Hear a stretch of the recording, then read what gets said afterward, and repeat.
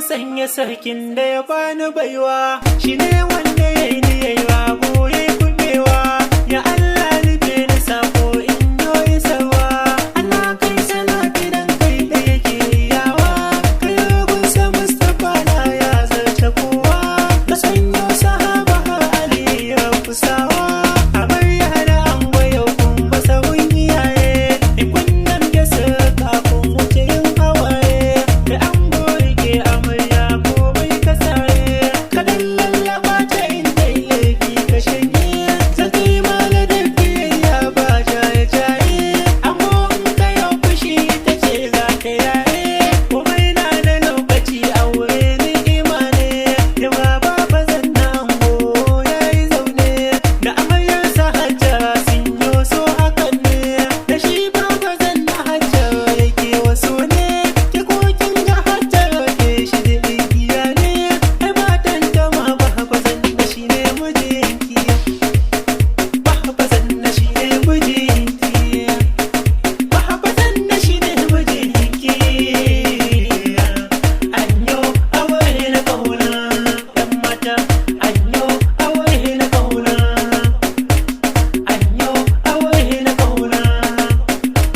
Daga baya baya an gudu saka kuna, Hajara Muhammad yau ke ce amarya. Daga baya baya an gudu saka kuna, Hajara Muhammad yau ke ce amarya. Ce amarya,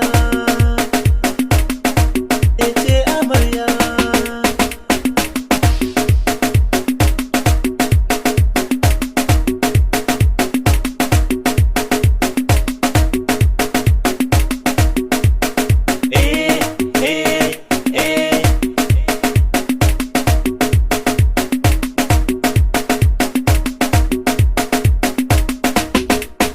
Wani bikin ma'angwaye na amare, ku zo ga amarya angon da suka yi kere. Hajara Muhammad da baba zanna tare, shi ma baba zanna na gansu suna ajere.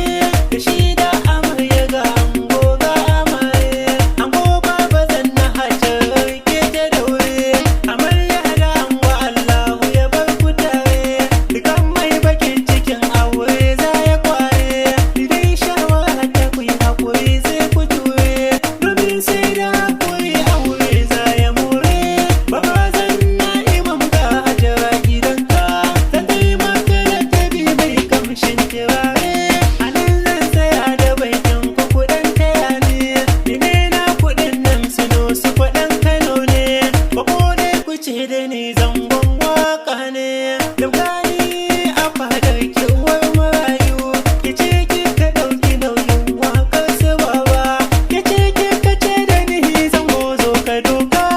Hajiyar mabinki komai na faɗa kan ne, ki ce kika ce na doka komai sila ne.